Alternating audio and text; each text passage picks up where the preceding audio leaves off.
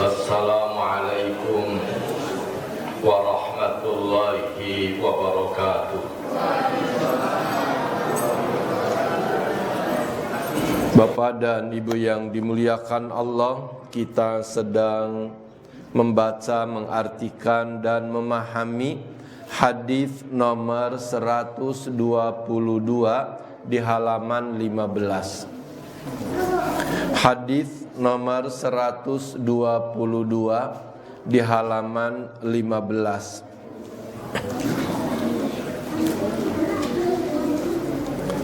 Baik, kita mengulangi lagi bacaannya bersama-sama dan silahkan diikuti. Bismillahirrahmanirrahim.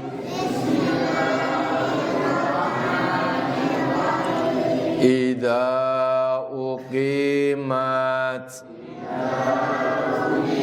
apabila didirikan, as-salatu, salat, fakabbir, maka bertakbirlah, tsumma qra, kemudian bacalah, ma tayassara, apa-apa yang mudah, ma'aka, bagimu, minal Qur'ani, dari Al-Quran. Sekarang selanjutnya, tsummarka, tsumma artinya kemudian. Irka artinya rukuklah. Kemudian rukuklah. Hatta, sehingga, sampai. Tatma'inna, sempurna, tenang. Raki'an, ruku. Tsummarfa, tsumma, kemudian. Irfa, angkatlah, berdirilah. Hatta, sehingga. Ta'tadila, lurus, sempurna. Qaiman, berdiri. Mari bapak-bapak, ibu-ibu, saudara-saudara, kita membacanya bersama-sama dan silakan diikuti. Bismillahirrahmanirrahim. Tsummarka, kemudian rukuklah, hatta, sehingga, tatma'inna, sempurna, raki'an, ruku', tsumma, kemudian, irfa, bangkitlah, hatta, sehingga, ta'tadila, sempurna, qaiman, berdiri. Kita sedang membahas praktek teori sholat. Sudah sampai selesai membaca surat Al-Fatihah. Adapun membaca surat yang lain itu hukumnya sunnah. Bagaimana sesudah selesai membaca surat Al-Fatihah atau surat-surat lainnya? Nabi sabdakan, tsummarka, kemudian rukuklah. Nah, ini kata-kata ruku ini tidak ada dalam bahasa Indonesia. Makanya ruku tetap saja diartikan ruku. Ruku tetap saja diartikan ruku. Karena ruku ini sebenarnya bukan bahasa Indonesia. Dia bahasa Arab. Ruku. Ruku. Tidak ada dalam bahasa Indonesianya. Mungkin kalau bahasa Sunda ada baji ya. Naon baji. Jongkok menagog gitu. Nyemplong tuh. Nyemplong. Ruku ini dari sinilah dihitung jumlah rokaat sholat itu. Rokaat itu berasal dari kata ruku. Tuh. Kalau hewan dihitung satuannya berdasarkan apa Bapak? Ekor. Tuh. Kalau hewan satuannya dihitung dari ekornya. Kalau sholat satuannya itu dihitung dari rukunya. Karena satu rokaat satu ruku. Ngitung rokaat dalam sholat tidak ngitung sujudnya, karena sujud 2 kali dalam satu rokaat. Kalau rokaat 1 kali dalam 1 rokaat, maka disebutnya rokaat. Itu berasal dari kata ruku. Sholat maghrib berapa rokaat? 3 rokaat, artinya 3 kali ruku. Tuh.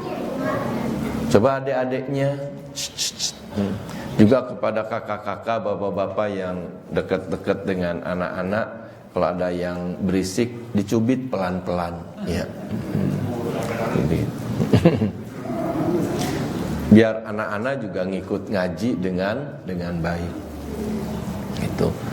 Ruku itu gerakan ruku di dalam sholat itu sesudah membaca surat. Dihitung sholat isya 4 rakaat karena ngitung 4 ruku. 4 ruku.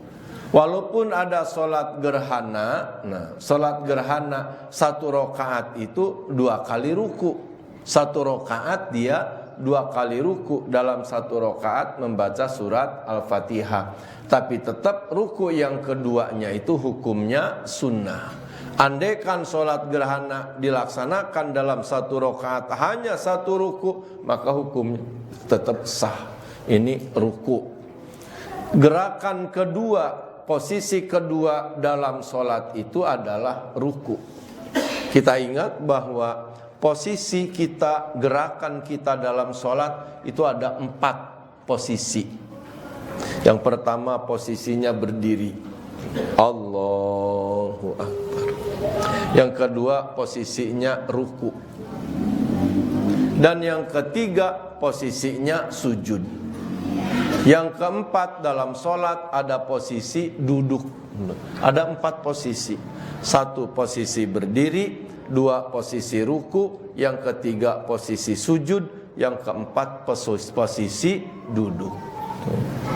Ini adalah syariat agama, itu adalah tuntunan, itu adalah aturan dari Allah Subhanahu wa taala tentang tata cara ibadah sholat. Begitu. Kemudian para ahli berpikir mengambil hikmahnya. Hikmah Bapak. Hikmah itu ya sejauh orang bisa berpikir, mungkin hikmahnya lebih banyak lagi. Hikmah itu bukan tujuan. Kenapa? Apa hikmahnya kita dalam sholat kok diperintahkan berdiri dulu? Karena kita sebagai khalifah, kita ditugaskan oleh Allah Subhanahu wa taala untuk apa? Menguasai bumi ini, mengatur bumi ini. Jadi khalifah, jadi pemimpin di muka bumi. Allah menyerahkan urusan dunia kepada kita manusia. Urus oleh kamu kemakmurannya, tentukan oleh kamu siapa yang bersalah, tentukan oleh kamu keadilan dan kebenaran. Gitu. Karena kita jadi khalifah harus melihat siapa yang harus ditindak dan siapa yang harus diselamatkan, siapa yang harus dimintain tolong dan siapa yang harus ditolong. Maka diisyaratkan kita dengan berdiri supaya bisa melihat kepada orang banyak. Tuh, berdiri. Itu yang pertama. Yang kedua ruku. Ruku. Ini pun gerakan sholat yang memberikan isyarat kita kepada sesama manusia itu harus saling hormat, menghormati. Sehingga di kampung, aduh kalau menghormati orang ya membungkukkan. Dalam sholat ada ruku, saling hormat, menghormati. Saling menghormati, jangan terlalu besar, jangan terlalu tinggi menilai keburukan orang. Jangan terlalu tinggi menilai keburukan orang, dan jangan pula terlalu tinggi menilai kebaikan kita. Jangan terlalu tinggi menilai kebaikan kita.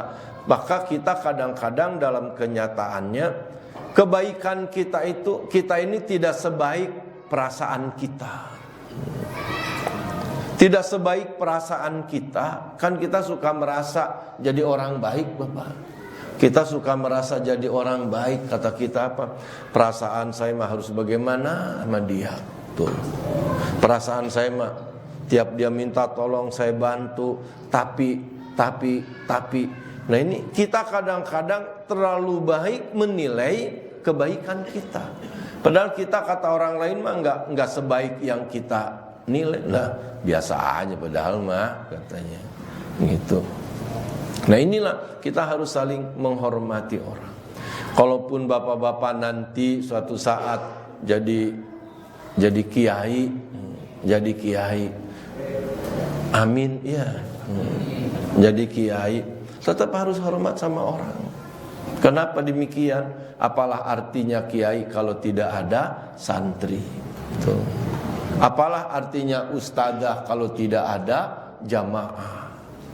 Apalah artinya orang tua kalau tidak ada anak? Semua begitu dilengkapi oleh pihak lain. Maka kita harus saling hormat menghormati. Masya Allah. Yang muda harus hormat sama yang sepuh-sepuh. Yang muda harus hormat sama yang tua-tua, harus menghargai yang tua-tua. Kenapa demikian? Masya Allah, ini si bapak usianya sudah 75 tahun, berarti ibadahnya sudah banyak. Masya Allah, sudah banyak ibadahnya. Orang tua punya keistimewaan yang tidak bisa dikejar oleh yang muda. Kalau ilmu bisa jadi dikejar oleh yang muda, maka bisa jadi yang muda lebih pintar dari yang tua, bisa terjadi. Kekayaan bisa dikejar, maka bisa jadi yang muda lebih kaya daripada yang tua. Tapi umur nggak bisa dikejar, Bapak. Yang muda nggak bakal bisa ngejar yang tua. Paling yang bisa dikejar romannya doangan, romannya, penampilannya. Loh,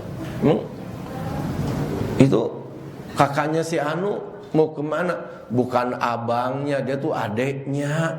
Itu perasaan tuan dia dah. Itu baru romannya doang, Pak. Umurnya mah tetap tampang bisa lebih tua, tapi umur mah nggak bisa ngejar, gitu. Nggak bisa ngejar, subhanallah. Begitulah. Maka yang muda harus hormat sama yang tua. Kenapa demikian? Ini sepuh-sepuh ini Masya Allah, umurnya sudah lama tinggal di dunia, amalnya ya udah lebih banyak dari kita. Kata yang tua sama yang muda harus hormat juga.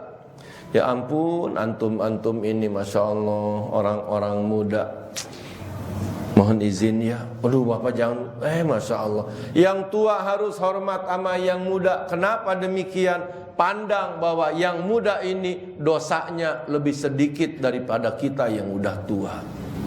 Kita umur udah 75 tahun umpamanya begitu. Umur udah 75 tahun. Ada anak muda usianya 40 tahun. Ya Allah, tolong sehat. Mudah-mudahan. Hormat banget. Kata si anak muda, Bapak nggak usah begitu. Enggak, kamu tuh orang terhormat, lebih mulia dari saya. Kata kita, kamu tuh lebih mulia dari saya. Emang kenapa Pak? Kamu dosanya lebih sedikit dari saya.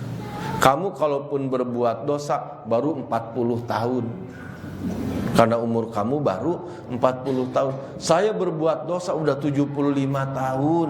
Dosanya banyakan yang tua daripada yang muda. Masya Allah.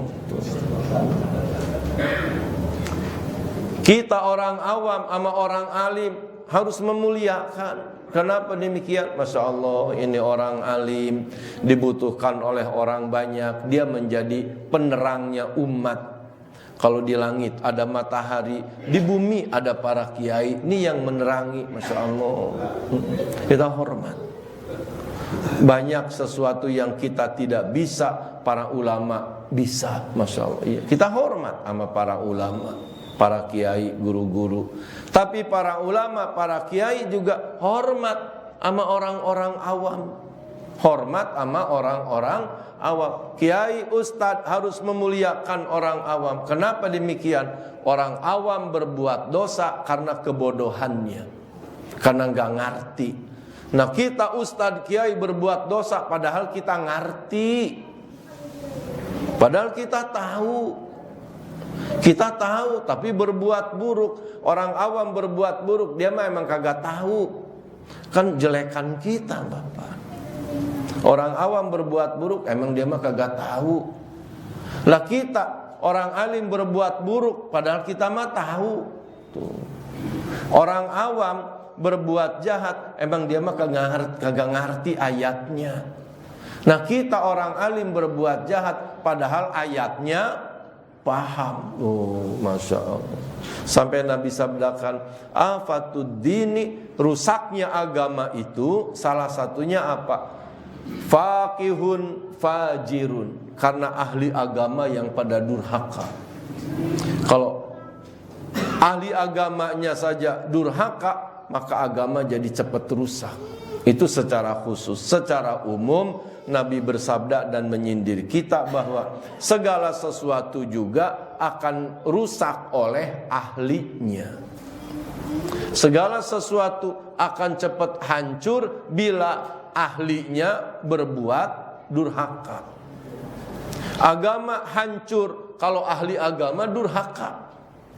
Ya, ahli agamanya udah begitu, hukum juga hancur. Hukum akan lebih hancur dan cepat hancur kalau kita para penegak hukum sudah durhaka kepada hukum. Kalau orang awam merusak hukum susah.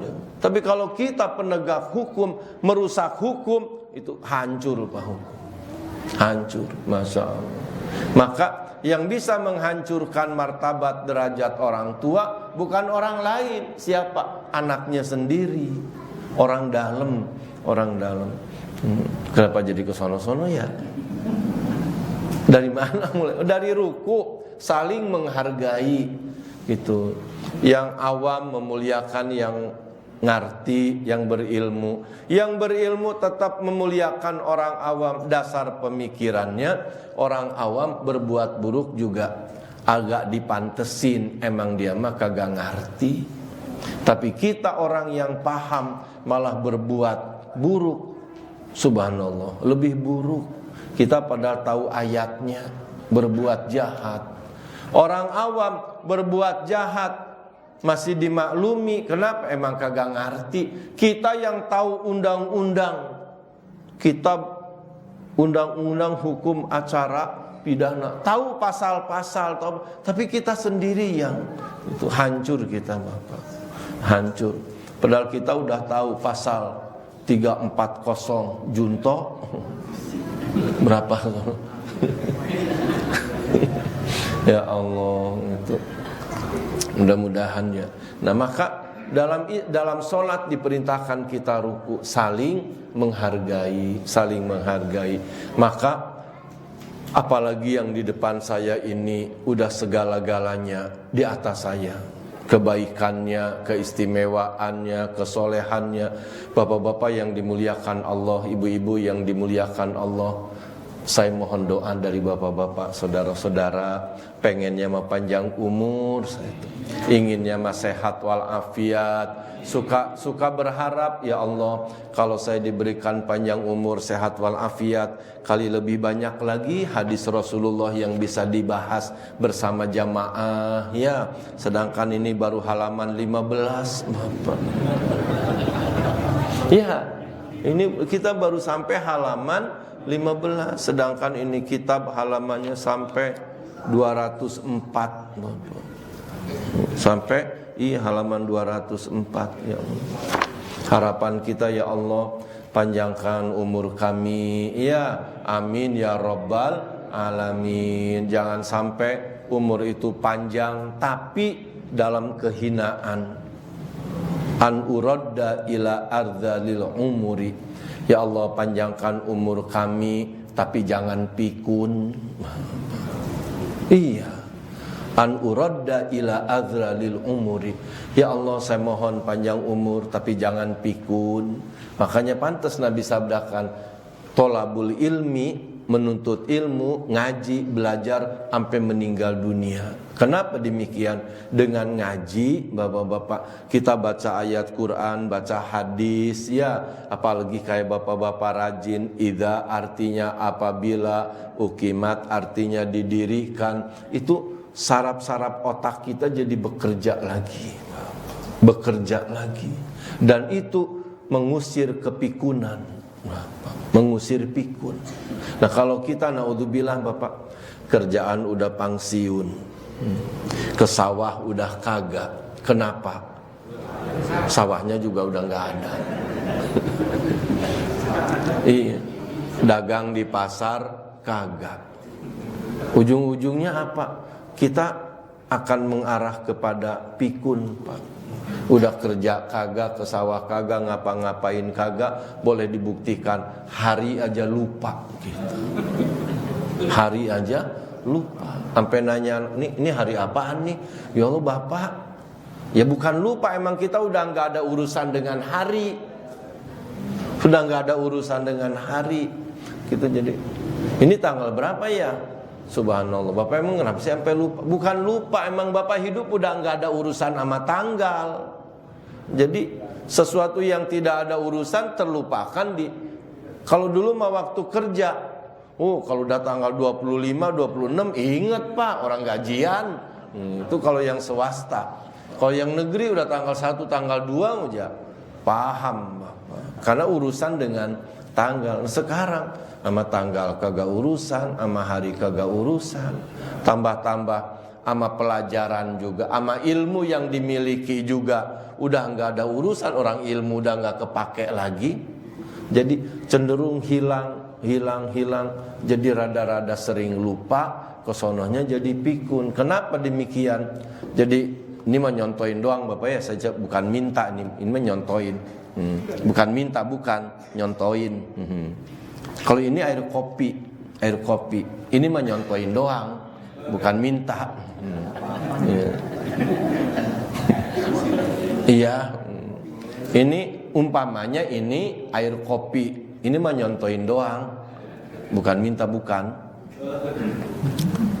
Ini air kopi sama kita kagak diaduk-aduk Pak.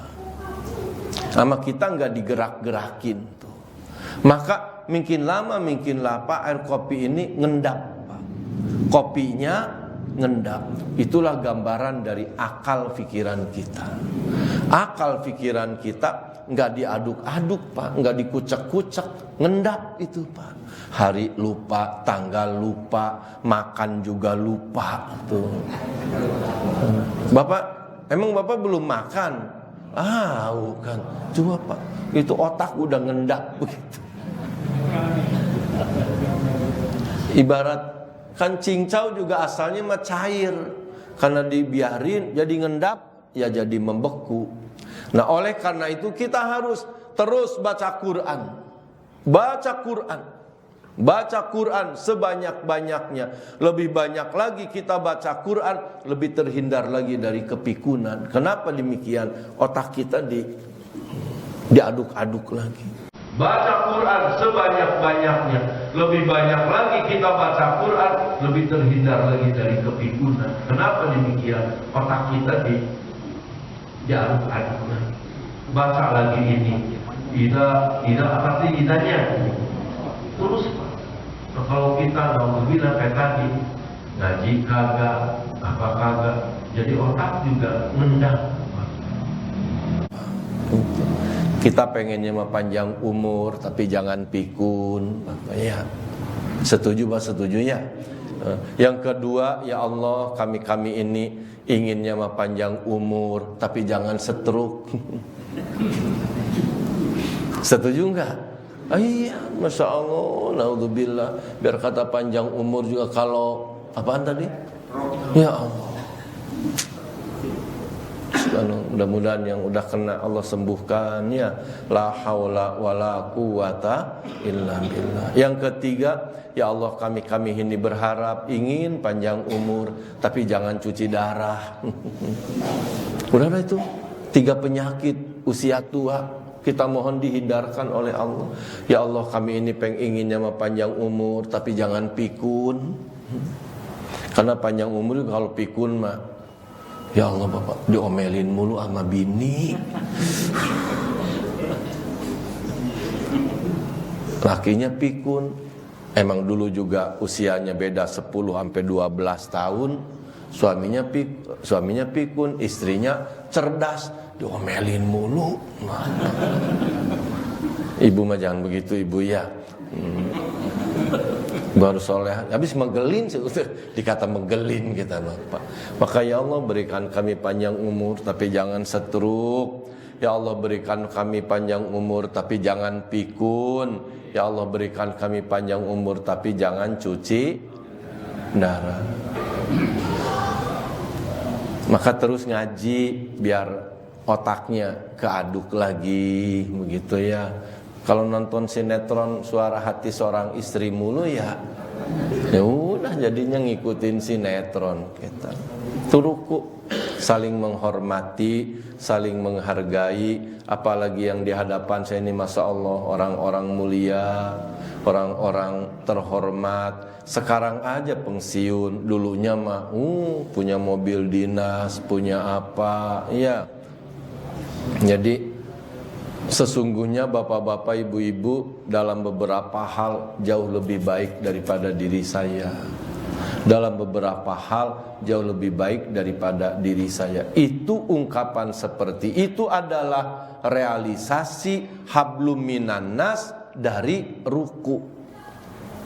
Itu adalah realisasi dari ruku dalam akhlak hablun minan, saling menghormati, saling memuliakan gitu.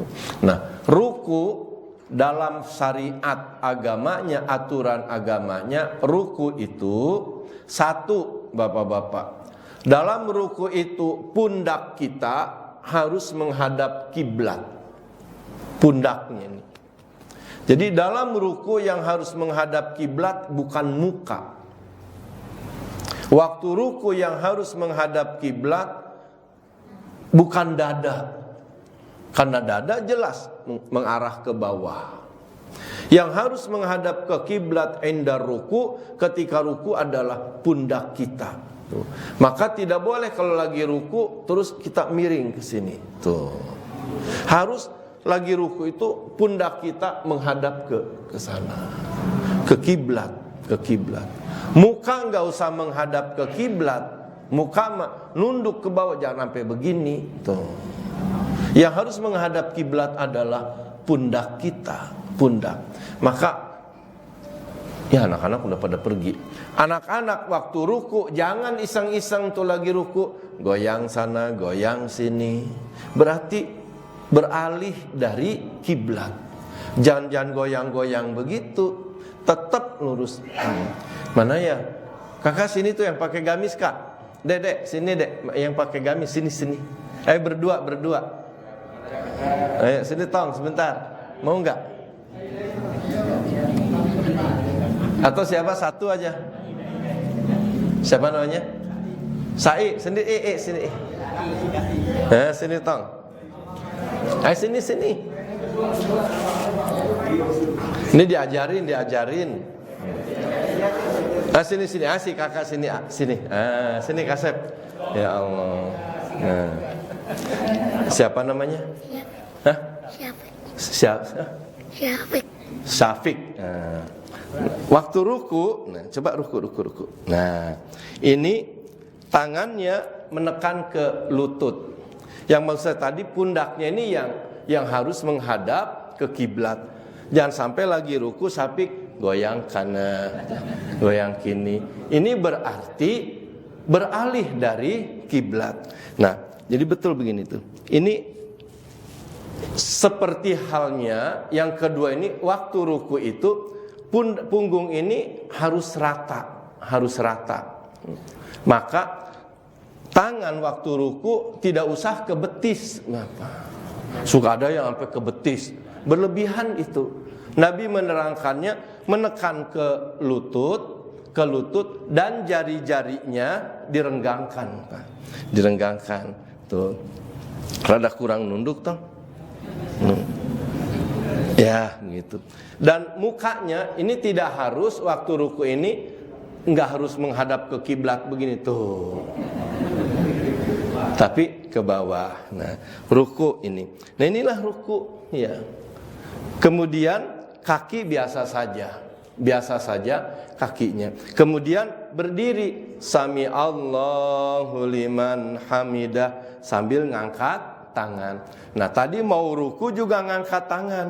Ya, umpamanya selesai surat apa ya? Al-Kafirun. Tadinya begini. Nah, lakum dinukum waliyadin. Nah, angkat tangan. Allahu Akbar. Hatta tatma'inna raki'an, sampai sempurna sujud. Sampai sempurna ruku. Adapun bacaan di waktu rukunya itu sunnah. Sunnah. Andaikan lagi ruku enggak baca apa-apa, sah. Tapi enggak bagus.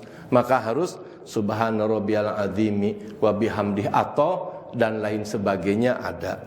Nah, kemudian tidak boleh belum sempurna ruku udah berdiri lagi. Contoh begini, berdiri lagi Syafiq. Nah, tata begini ya. Lakum dinukum waliyadin. Allahu Akbar ruku. Sami Allahu liman hamidah. Nah, ini tidak boleh. Karena tadi belum sempurna ruku sudah berdiri lagi. Itu namanya harus tumak nina. Namanya siapa Syafiq? Pinter, Masya Allah. Suruh nggak mau. Oh, sama-sama. Buat beli apaan? Pulsa. Walah. Mudah-mudahan ya Syafiq ya, Ustaz doain pinter, jadi anak yang soleh, amin ya robbal alamin. Amin itu mak bekal, Allah berkah, bekal. Kata yang lain nyesel gua ke depan, itu salah tuh, jangan nyesel. Itu udah mata duitan kalau nyesel. Udah mata duitan. Itu makanya ruku harus sempurna tuh artinya ruku dulu tenang sampai ada jeda. Yang bahasa agamanya disebutnya harus tumak nina. Masya Allah, ini ya bukan pelajaran anak-anak ya. Emang kita ingin sebisa mungkin ibadah lebih baik dari yang sudah-sudah. Amin ya Rabbal Alamin. Demikianlah kurang lebihnya, mohon maaf. Dan terima kasih kepada Ananda Syafiq yang sudah berani ke depan. Afwan minkum, wassalamualaikum warahmatullahi wabarakatuh.